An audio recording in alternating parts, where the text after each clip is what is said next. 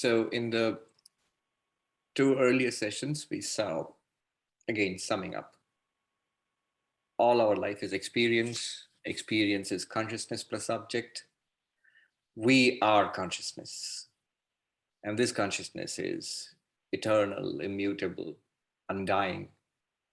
This consciousness is the reality. Everything else is an appearance.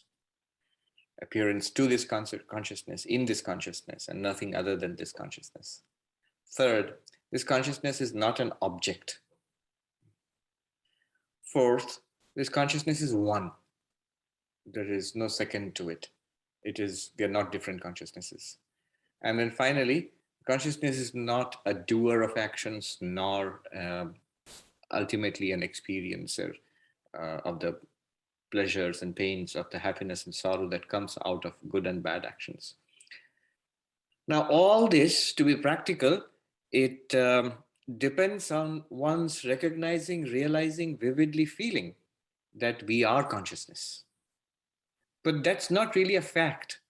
The way we live our lives, the way we think of ourselves as, at best, bundles of bodies and minds, or even if we talk about consciousness, awareness, we sort of feel we are body, mind, consciousness. More, we feel that we are bodies with consciousness rather than one consciousness in which a body is appearing. And not only we feel like that, we also think like that, we speak like that, we react to our experiences like that. And that's really what constitutes samsara. It is only because we are ignorant of our real nature, that is consciousness, that we tend to identify with these limited bodies and say that that's all we are. And because we feel limited, these bodies are limited. They're limited in time. They're born and they age and they die. They are limited in space, and it's only this much, and the rest is not me. And they're limited in terms of being different from each other. We are 7 billion human beings and billions of other living beings, all separate from each other. All this is because of the standpoint of the body. Because of this limitation, we have desires. We feel we need so many things. And if you are a body, if that's all that you are, you do need so many things. Without that, you wouldn't survive. The entire environment, we are entirely dependent on this environment we are living in. And when we have desires, we act to fulfill these desires, and these actions generate consequences. Actions done with desire generate consequences. Those are karmic consequences. And once those consequences are generated, they are powerful forces, and they tie us in this whirlwind of samsara. So to put it in Sanskrit, this chain, ignorance, avidya, leading to desires, kama, leading to action, karma. So this chain is avidya, kama, karma, ignorance, desire, action. This is at the root of samsara. This is what fuels samsara. The only way to cut this is to go straight back to the root. The root is avidya, ignorance. And this ignorance can only be removed by inquiry. The kind of inquiry that we want to do here is self-inquiry, inquiry into ourselves. And more specifically, inquiry into our experience of ourselves. What do we feel about ourselves right now, and take a philosophical look at that. Inquire into our vivid experience of being alive right now. And what would be the goal of this?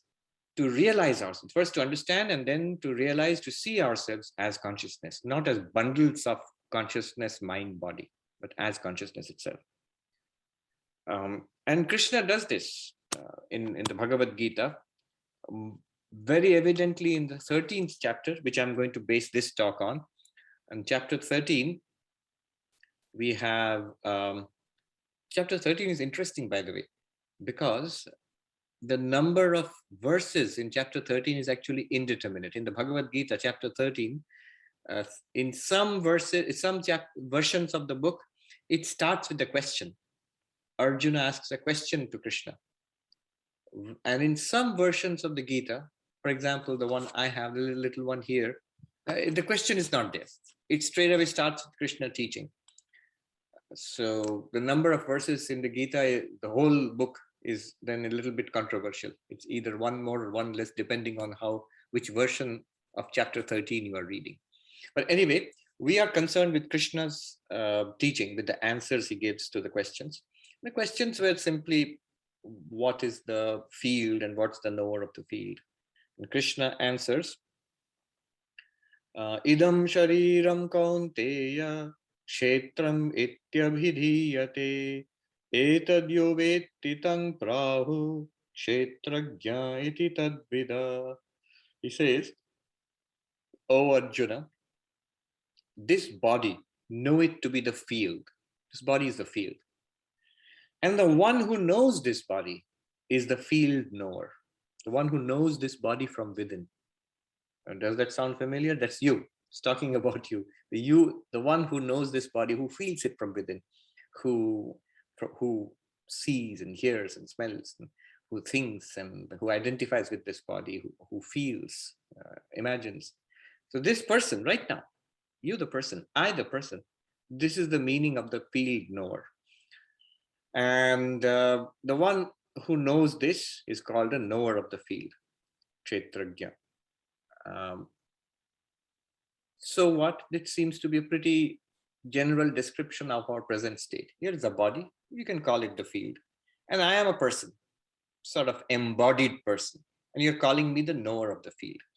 Now this has to be inquired into. This has to be inquired into. How do you inquire into this? To discover that we are actually consciousness. How do you inquire into this? Krishna has given us a clue. He says, there are actually two, the field and the knower of the field. And generally, if you go out to a field out there, to Central Park, for example, is a field, and you are the knower of Central Park, you and Central Park are not the same. The knower of the field is usually distinct from the field. And when we apply that to the body, this is the beginning of self-inquiry. So this is one way of inquiring. You are the knower, and there's something that is the known. Like, for example, I am the knower of this book. That means I see this book or I touch this book. So I am the knower of this book. And the book is something different from me. From me, the knower, the book is something different. This is one way of inquiring into the self. This method is called Drigdrishya Viveka, and it's one of my favorite methods. It's spelled out in more detail in another text called Drigdrishya Viveka, the discernment of the seer and the seen. It was a book written maybe over 600 or 700 years ago in the south of India by a great post-Shankara Vedanta master, Vidyaranya. So there he uses this technique, the distinction between the knower and the known. Make it even more simple, he says, just the seer and the seen. Literally seeing something and what you are seeing. Now, I'm seeing something with these eyes, and these eyes are distinct from what I see. I mentioned this earlier. In fact, the eyes see everything except themselves. The eyes can only see something which are distinct from the eyes. Physically, they have to be separate from the eyes to see for the eyes to see them. So Vidyaranya says, start with this fact, that the eyes see forms. Eyes are the seer, and what do they see? The forms are seen. Forms means colors, shapes, literally colors here, but shapes, whatever the eyes see, they're distinct. Here is a form. I'm seeing it, or the eyes are seeing it. Eyes are distinct from what is being seen. So the seer and the seen are two different entities. Also note that the eyes themselves, they see many, many forms, many colors, many shapes, many objects, many people. The same pair of eyes, the same seer. The same seer sees, the seen are many. The seer is the same, the seen are many. Not only that, the seen are continuously changing. From morning to afternoon to evening to night, whatever you're seeing are changing from inside the house and outside the house. Whatever you're seeing is changing continuously. But the same seer, the seer does not change relatively. The seen are continuously changing.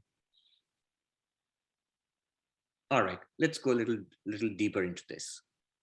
The eyes themselves, are they not seen within quotes? Seen means known. Do you not feel your own eyes in the sense that I know my eyes are open, I know my eyes are closed, I know my eyes see well, my eyes do not see well, I need glasses. All these, the conditions of the eyes are known by me. So the eyes, in a certain sense, are the seen. They are an object. They are seen. Seen means seen by the mind. The mind considers the condition of the eyes, and why just the eyes? All the sense organs, the entire body. The mind can actually objectify the eyes. So the mind now becomes the seer. And trace this in your actual experience right now. The mind is the seer and the eyes are seen. If you want to see your eyes, see means know your eyes, open your eyes and close your eyes, blink your eyes once, you will note that it was an experience. What experienced this, the blinking of the eyes? The mind. The mind knew it. So the mind is now the seer and the eyes are the seen. Are the seer and seen different? Well, the mind, whatever it is, definitely it's not the two organs of vision here. So the mind is different. The seer is different from the seen. And not only that, the seen are many, the eyes and all the other sense organs, the whole body, various parts of the body. The same mind sees all of them. And the seen are continuously changing. Throughout our lives, the conditions of our eyes have changed and sense organs and all. The same mind. Mind is also changing, of course, but mind changes into more mind, thoughts into thoughts. But the eyes and the skin and the tongue and all of the sense organs, they change in various ways. So again, the seer and the seen are different. The seer is one, the seen are many. The seer is unchanging relatively, and the seen are changing. You might say, so let's go deeper. Let's keep applying this principle of the seer and the seen, the knower and the known, and the knower is different from the known. The mind itself. Am I aware of the mind? And say yes. If I introspect, that is a word for that, an English word, it's called introspection, looking into our own mental states. When I introspect, I see thoughts arising, floating around, disappearing, emotions, memories. When I have difficulty in recalling something, the tip of the tongue phenomenon, I become very acutely conscious of the functioning or not functioning of the memory. So I am able to look into the operation of the mind. The mind is also seen, and there must be a seer for this mind. I am experiencing the mind. Therefore, I, whatever I am the seer of the mind, and the mind itself is the seen. And note again that the seer is the same, the seen are many kinds of thoughts, good and bad, happy and sad, many memories, many perceptions, all of that is in the mind. All this variety is seen by the same seer, I. And the mind changes. The scene continuously changes. Mind changes so fast and so often. Yet I am the same one who sees all of that. And then the most important thing, the seer and the seen must be different. So I who see the mind, I must be different from the mind. I cannot be the mind. Somebody said, why not the mind? Why not the mind seeing itself? There are certain good reasons for that. One reason is when you get the intuitive feeling of the seer being the same. Clearly, the mind is never the same. The mind continuously changes. If something is continuously changing and the other one is clearly remaining the same, it makes sense to analytically separate them, that they cannot literally be the same thing. Like the screen and the movie playing on the screen, for example. So the I, the seer of the mind, must be different from the mind. I am the same one, and the mind has many, many thoughts, and I remain unchanging, whereas the mind changes rapidly. This I, who is the seer of the mind, Vidyaranya calls him the witness, Sakshi. And the nature of this witness must be consciousness, awareness. Why, would you ask? Because you are aware. Your experience of the mind is an aware experience, a conscious experience. You doubt it, try, take a look right now. And your experience through the mind, when you experience the body and the senses, is an aware experience, a conscious experience. And through the mind and through the body and senses, when you experience the world, it's a conscious experience. And all of this is traced back to the seer of the mind, the witness of the mind, you, whose nature must be in some sense consciousness or awareness. And this consciousness or awareness, Vidyaranya says, Drigeva natu drishyate. It never becomes an object. See, echoing what Krishna said to Arjuna thousands of years ago on the battlefield of Kurukshetra, that it is aprameya, not an object of knowledge, the Atman, consciousness, your real nature. It is abhyakta, not manifest to the senses. It is achintya. It is not even thinkable by the mind. So this witness of the mind and the senses, witness of the mind, senses, body, and the world, this must be of the nature of consciousness itself. This does not change. It is the mind which changes, the senses which change, the body which changes, the world which changes. So this consciousness, this witness consciousness, the Sakshi, Sanskrit word is Sakshi Chaitanya. This is our real nature. And Vidyaranya says, if you stay with this, take it step by step, start by looking at something out there, then trace it in your experience back to your eyes, become aware of the eyes. Blink your eyes, become aware of the mind which is aware of the eyes. Watch the mind, thoughts, feelings, emotions coming and going. Then you are that which is watching the mind. But that which is watching the mind, illumining the mind, revealing the mind, that never becomes an object. You can never actually, if you make that an object, then who is the watcher? So that is ever the witness, ever the subject. It is ever the real you.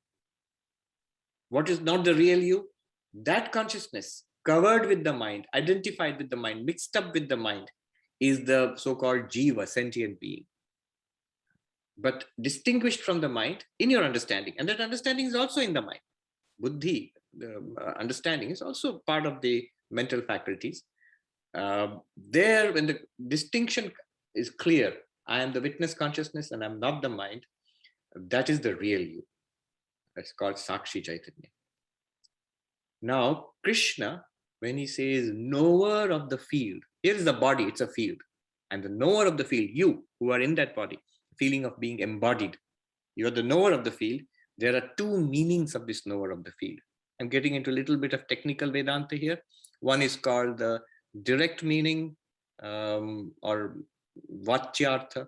Other one is called lakshyartha, the implied meaning or indicated meaning. What is the direct meaning? Just straightforward, whatever you feel, you are the person in that body. And we say, yes, that's the direct meaning of knower of the field. The direct meaning of the field is body. The direct meaning of the knower of the field is you, the person. But when you investigate you, the person, using the clue, the key, which Krishna himself has provided, knower and known, then you end up seeing, I, the one who is in this body, the knower of the body, I must be the witness consciousness. I'm not really the mind or the senses. I'm the witness consciousness.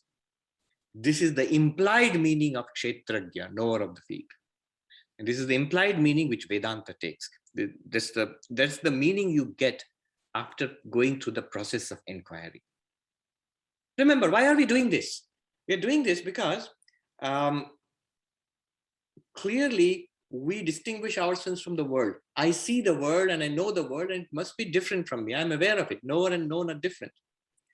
But Krishna chooses to start with the body. Why? Because this process somehow, strangely enough, fails us at the skin. Whatever is outside the skin, I'm very good at drigdrishya viveka. I say, that's different and I'm different. You are all different and I'm different. The same principle, when applied to this body, I am no longer so bold. I say, yes, I am aware of it. I am seeing it. The way I see this book, I'm seeing the body also. But I can clearly say, I am not the book. I am the knower of the book. And yes, I am knower of the body, but I hesitate to say I am not the body. So this process begins to break down at the scale. So Krishna starts with this. They start with the body. And then you investigate and hold on to the same principle. Knower and known cannot be the same. And we end up with, I am the witness consciousness, aware of the body, of the mind, but I am not the body or the mind, because I am the knower of the body. Therefore, I'm not the body. I'm the knower of the senses. Therefore, I'm not the senses. I'm the knower, illuminer, witness of the mind. Therefore, I'm not the mind. So this is distinguished analytically from the body mind. So this is self-inquiry, but it doesn't stop here. At this point, one may have two questions. One question is that,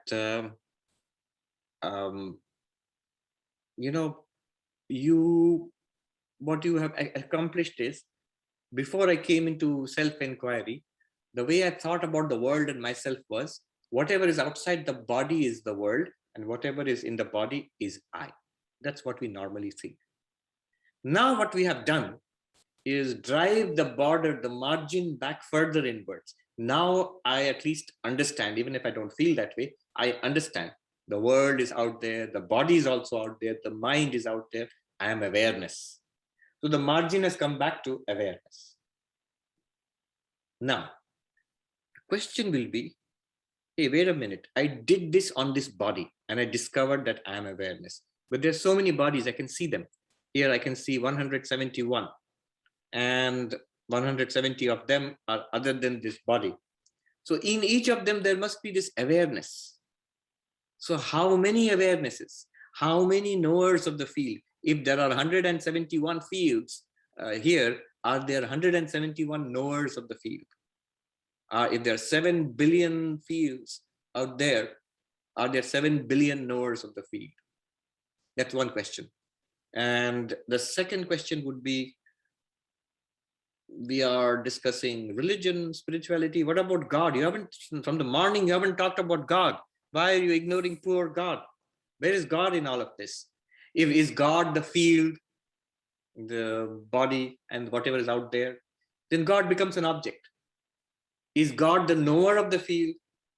Then God, I am the knower of the field. If God is the knower of the field, then I and God, are we same? Am I God? So where is God in all of this? So two questions. How many knowers of the field? How many consciousnesses? How many awarenesses? And consciousnesses, awarenesses, from a Vedantic perspective, these are abominable words. You can't have a plural for consciousness. And where is God in all of this? Both of these questions Krishna answers in the next verse. Kshetragyam chapi mam vidhi sarva kshetreshu bharata kshetra kshetrajnayor jnanam yatta jnanam matam mama. Very powerful verse, one of the most important verses in the whole Bhagavad Gita. And Shankaracharya is so delighted with this. He writes page after page of commentary on this. What does this mean?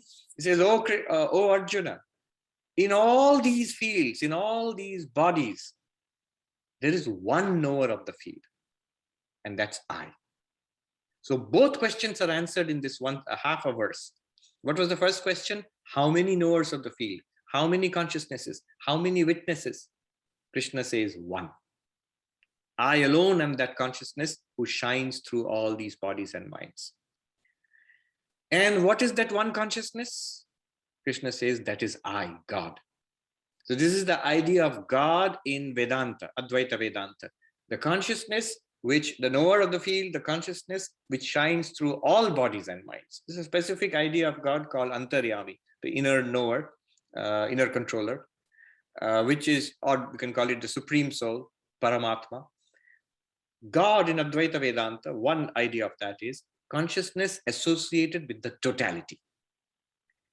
Consciousness associated with one body and mind and forgetful of its own nature is the jiva, sentient being. The same consciousness associated with the totality of all bodies and minds is called God or Ishvara or Saguna Brahman in Vedanta. So both questions are answered here. Now we have gone from I am a bundle of body, mind, and consciousness to I am a witness of the body, mind, to one witness in all bodies and minds. Consciousness is one, not many. And this is what distinguishes Advaita Vedanta from, say, the Sankhya philosophy or the Yoga philosophy of Patanjali. The Sankhya philosophy or the yoga philosophy would say, in each body and mind, there is a separate consciousness. And they have reasons for saying that. But the reasons are not very, very good, as you shall see. I can give you a couple of reasons. They argue that, no, we are many consciousnesses. Why? So if it's one consciousness, they say, if it's one consciousness, the birth of one person would be the birth of all beings. The death of one person would be the death of all beings, isn't it? But that is not a good argument, because we know birth and death are birth and death of the body. Bodies may be born, bodies may die. Why does that necessarily mean that a consciousness is born, consciousness dies? Well, they'll say, let's take it to another level. If a person is awake, then everybody will become awake if they're all the same consciousness. If a person goes to sleep, then everybody will fall asleep. So it's a very dangerous situation. If you give a Vedanta talk, there will be invariably one or two who go off to sleep. But if you are one consciousness, then the entire audience would fall asleep if one falls asleep. That would be very dangerous. But even that's not a very good argument, because what falls asleep? It's the mind. So it's one mind may fall asleep, the other may be awake. That's perfectly all right, because minds are different, bodies are different. Vedanta has no objection to that. But consciousness is one. Another argument they give is, well, it can't be all one consciousness. If, for example, the master, the guru becomes enlightened and liberated, then everybody would become enlightened and liberated. Unfortunately, that doesn't happen. Well, no. Enlightenment is coming in the mind of the guru. The ignorance is in the mind, and enlightenment comes in the mind. Enlightenment doesn't come in pure consciousness, nor is there ignorance in pure consciousness. So you can't say, because there are some enlightened beings and many, many ignorant beings, so there must be different consciousnesses. Well, all that it proves that there are different sentient beings, they're different minds, different bodies, that's all. So consciousness is one, according to Vedanta, according to Krishna. Interestingly, we don't have time, we are running out of time. So let me just conclude this. Then the last part of it, Krishna just says that this knowledge of the field and the knower of the field is the ultimate knowledge, is the highest knowledge as far as I am concerned. He really adds that, as for me matam, that it is my view, this is the final knowledge. He says it elliptically, but there's a big question that is resolved there. All right, we are one consciousness, suppose. But then what are all these minds, bodies, world out there with billions of entities? What is implied here is all of these are appearing to one consciousness and appearing in one consciousness and appearing as not different from that one consciousness. What we did in the morning, they are all appearances in consciousness. It's a world which is an appearance. The consciousness alone is real. Brahma Satyam, Jagat Mithya, Jiva Brahmeva Napara. Brahman alone is real. All the world is an appearance, and you are none other than that one consciousness. This is the culmination of the process of self-inquiry. We come to this one consciousness in which the entire universe is appearing. And I'll end with the words of Swami Vivekananda. His entire teaching was just twofold. One was the divinity within us. And the second thing was the oneness of all existence. Notice that's exactly what we have got. The one witness consciousness is the divinity within us. Literally, that is God according to Vedanta. And finally, we also have the oneness of all existence, because the entire universe is an appearance in that consciousness, is not other than that consciousness. There's only one reality, not a second reality, non-dual, Advaitam. So what Swami Vivekananda called the divinity within us and the oneness of all existence, this is established through Vedantic self-inquiry. Good. I think I've stuck to time. Okay, Swami. The first question is a technical question. Isn't the seer of the mind really the buddhi? And then the further seer is the witness? Yes, I mean, if you start off in a very naive way, the way it feels, literally the seer, the one who sees, the eyes. Why even go as far back as the buddhi? First the eyes and then the mind. You see, it's seer of the mind, then if you make it the buddhi, you can call it that, but why do that? Buddhi is one function of the mind. See, in Vedanta, these things are very specifically defined. Mind is that which considers all alternatives. Sankalpa vikalpa atmakam manaha. That's the definition of mind. The further function of the same instrument, inner instrument, is called buddhi, nischayatmika buddhi, which has a determinative faculty. All these, memory, that which contains traces of the past. Ego, ahankara, that which integrates all of these functions. The whole bundle is called inner instrument, antakarana. We are generally calling it the mind here. And the whole thing is revealed, illumined. It's a display in consciousness. Okay, Swami, is it grace that ultimately determines our liberation and how it operates? And as with experience, is there an eloquent definition of both grace and ego? Grace. Yes, but the wind of grace is always blowing. And Sri Ramakrishna said, you just have to raise your sail. You know, he lived on the bank of the Ganga. If you see those sailboats sail past, so the wind is blowing and you would see the sailors, the boatmen raise the sail sometimes. And you catch the wind and you move fast. You're propelled by the wind. The wind of grace is always blowing. God is always gracious to us. You make the effort and raise the sail, you will catch that wind. It's an actual experience. You feel things will fall into place for you. Books will come along, teachers will come along, retreats will be organized, workshops will be organized. And so the wind of grace, you begin to feel the effect of that. Swami, some of the yoga techniques, such as Raja Yoga, etc., are said to lead to the experience of Atman Brahman. If consciousness is the subject of experience, but not the object of experience, how could you explain these experiences of awareness or consciousness itself? You never do experience awareness or consciousness itself. That is the interesting thing. In Advaita Vedanta, they're very clear about it. They'll ask you, oh, so you experience the Atman? Yes. You experience Brahman? Yes. Well, whatever you have experienced is not Atman or Brahman. It is not an object of experience. It's that which makes all experience possible. But what do these techniques do?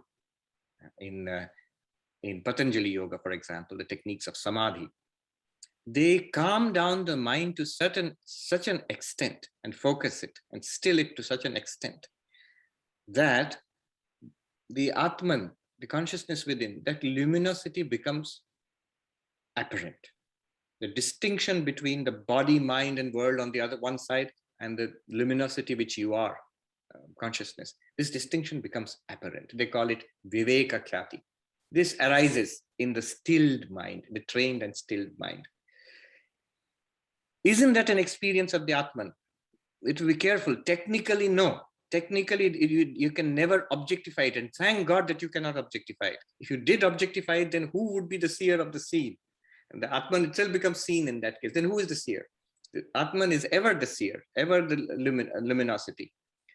But just as you don't need another light to see this light, so similarly, you don't need an experience to illuminate the Atman. The Atman illuminates all experiences. And it is swaprakasha, self-luminous, self-revealed. That becomes very clear. Sri Ramakrishna put it best. In Bengali, he said, bodhe bodhkara. Awareness of awareness or consciousness revealing itself. It's a self-revelation of consciousness. Never by a technique objectifying the Atman or Brahman. You needn't. Very good. What do we mean when we say self-realization gets us out of samsara? Is it that we will not take on another body, or that we'll keep taking on bodies to see the universe evolve and involve, but the difference after realization being awareness of our true self? Both are possible, and then neither. Yes to both and no to both. What happens after enlightenment? Now, this is nice to speculate. You have to ask those who are enlightened. But basically, this samsara ceases for them. And the samsara is a samsara of delusion. Not that it physically there'll be any difference outside in the world or in the body, as something will implode or there'll be a big burst of light like a supernova or something like that. No. But internally, it makes all the difference. It's a tremendous difference. It's a vast difference to the one who undergoes this.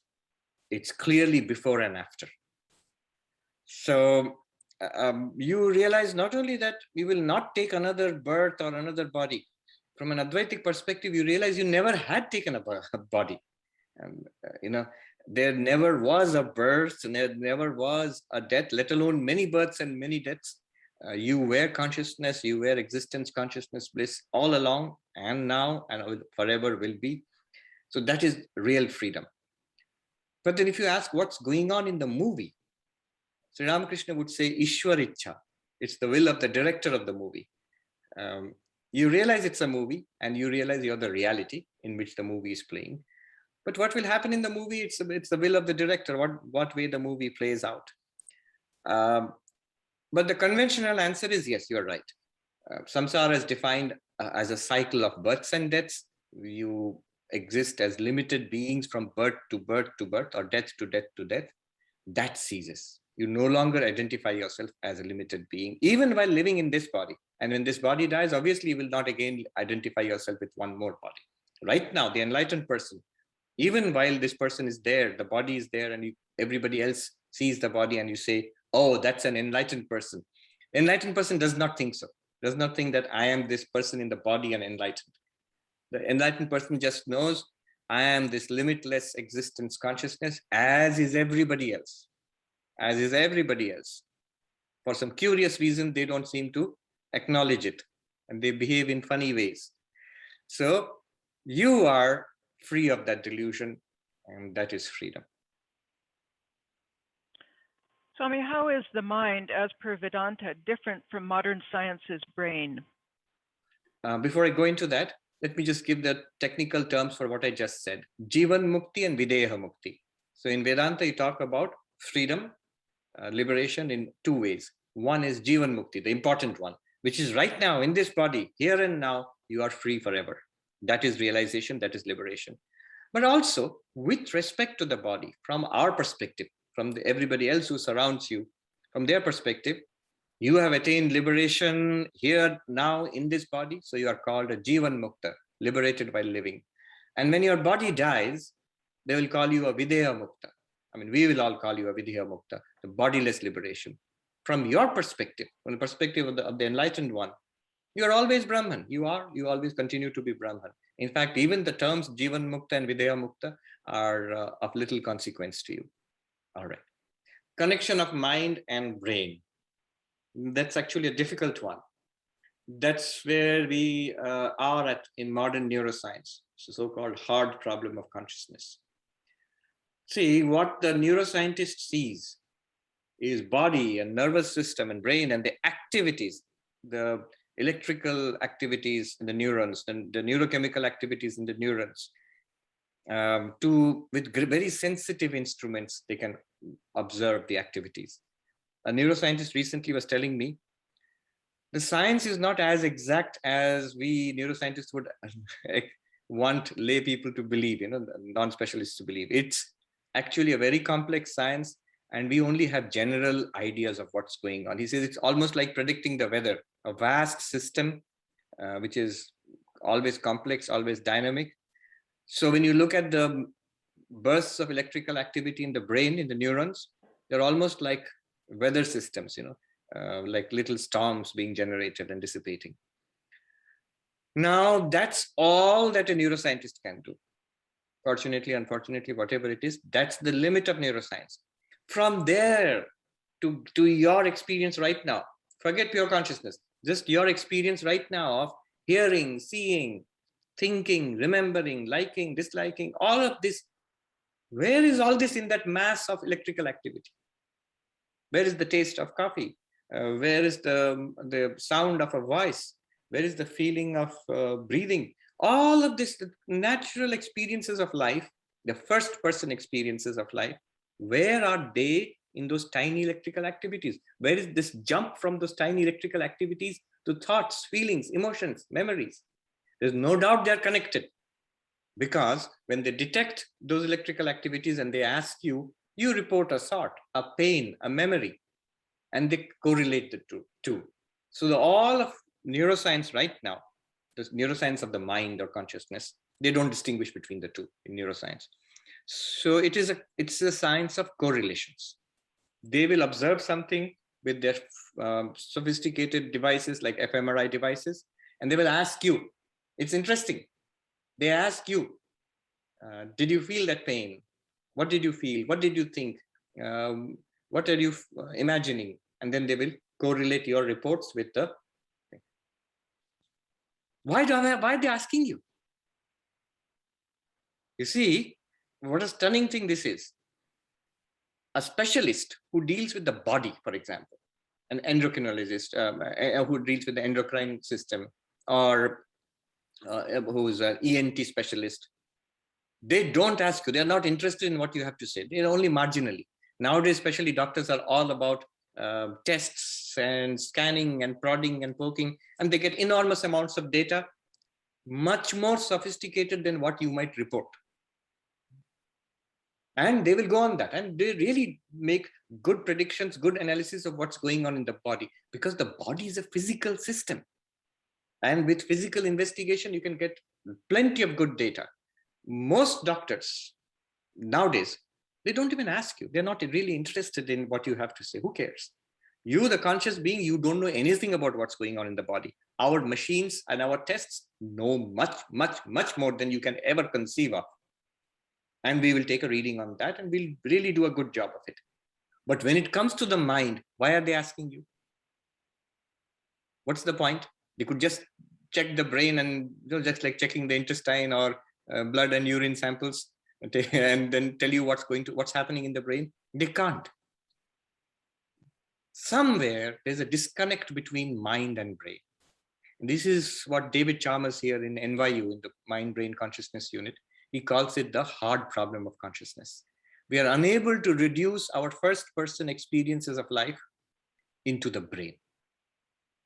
The philosopher in Texas, University of Texas, Austin, Galen Strawson, he humorously says, there is no hard problem of consciousness. You have made up your mind, that the mind is nothing but the brain. That's a materialist reductionist. Mind must be nothing but the brain. Consciousness must be nothing but the brain. But you are unable to reduce consciousness or mind, honestly speaking. If you're honest, you say you have no idea how consciousness or mind are generated by the masses of electrical activity going on in the brain. And then you call it the hard problem. But why are you doing that? Because you've already made up your mind that the mind is nothing but brain. And Galen Strawson says, rather, there is a hard problem of matter. Consciousness is evident to us. Mind is evident to us. Right now, you're all feeling mind and consciousness continuously, directly. But with that mind and consciousness, what are you experiencing? Object, matter. What is that matter? He says the hard problem is the hard problem of matter. And the more we investigate matter through particle physics and all, quantum mechanics, the more matter is vanishing before our eyes, so to speak. What is matter? Not even atoms, not even subatomic particles, not even subnuclear particles, not even quarks. Now we are down to the possibility of superstrings. What is matter? It's just disappearing before our eyes.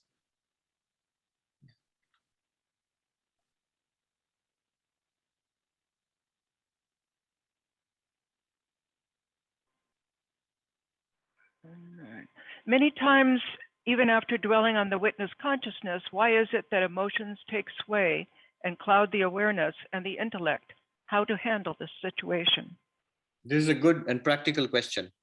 The straight answer to this is the other yogas. Karma yoga, bhakti yoga, raja yoga, they help to tune and purify the instruments, mind, intellect, and bring it under control.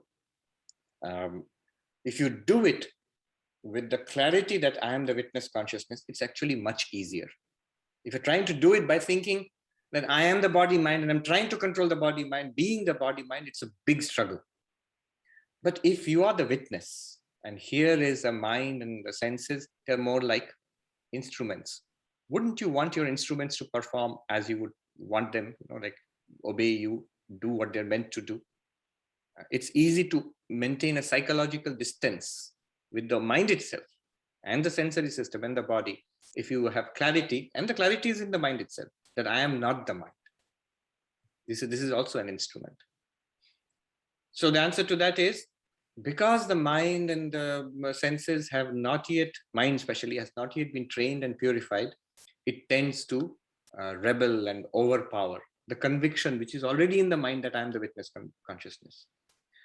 It is the trained and purified mind which will naturally manifest this knowledge. That's why Swami Vivekananda used the language manifestation of the divinity within us. I just said that Swami Vivekananda's teaching was about the divinity within us and the oneness of all existence. But equally, very powerfully, he said, my mission in life can be put in a few words. It is to preach unto mankind their inner divinity and how to make it manifest in every movement of life. This is very important. Here is the question of practicality. Make it manifest in every movement of life means I must not only know in some corner of my mind that, yeah, I'm some kind of witness consciousness, but it must be a clarity in my mind. It must be ever shining in my mind. Just like right now, I feel I am Sarvapriyananda. It must be clear in my mind, I am the witness consciousness. Not only that, it must be reflected when I use my instruments like speech and actions in the body. So ethical, moral action should become natural for a person who, if you are the witness consciousness, ever perfect, not needing anything else, why would you allow the body mind to do unethical things? So you would allow this little person to lead the best possible life, the most ethical, best possible life. It flows naturally for an enlightened person. That we will see in tomorrow, the last session which we have tomorrow, the stage of stabilized wisdom. That is how, when our wisdom, understanding that I'm the witness consciousness, is stabilized, then and not overpowered once in a while, stabilized, then what kind of life can we expect? What will be the life of this person? After all, it was this person who was seeking enlightenment. We'll see that. We'll see this in more detail tomorrow. Swami, which is the difference, if there is any, between the Shakti, the witness, and the absolute Brahman? Can you stress a bit of the meaning of Nirvishesha? Yes, they are the same.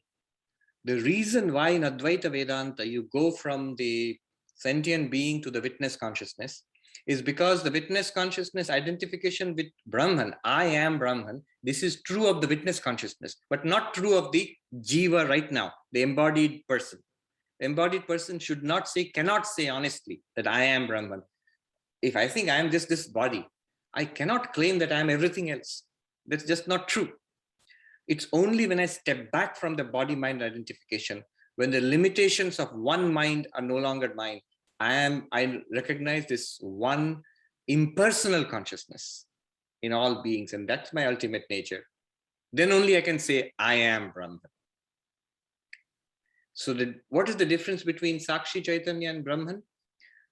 It's a conceptual difference is when we recognize the witness consciousness by the process of self-inquiry in one body-mind, we call it Sakshi Chaitanya because it's the witness of one body-mind. But this Sakshi Chaitanya itself is Brahman. So yes, ultimately no difference. Sakshi Chaitanya and Brahman are one and the same. And Nirguna Brahman are one and the same. Procedurally, our inquiry proceeds from body, mind, to the Sakshi Chaitanya, to the identity with Brahman. Look at what Krishna did. He told Arjuna that this body is the field. And you, Arjuna, in that body, you are the knower of the field. But you, Arjuna, if you apply the knower and known distinction, you will realize you are pure consciousness. And that pure consciousness is one in all beings. And that one pure consciousness is I, Brahman. And also Nirguna Brahman, which is the one and soul existence consciousness bliss. Swami, thank you.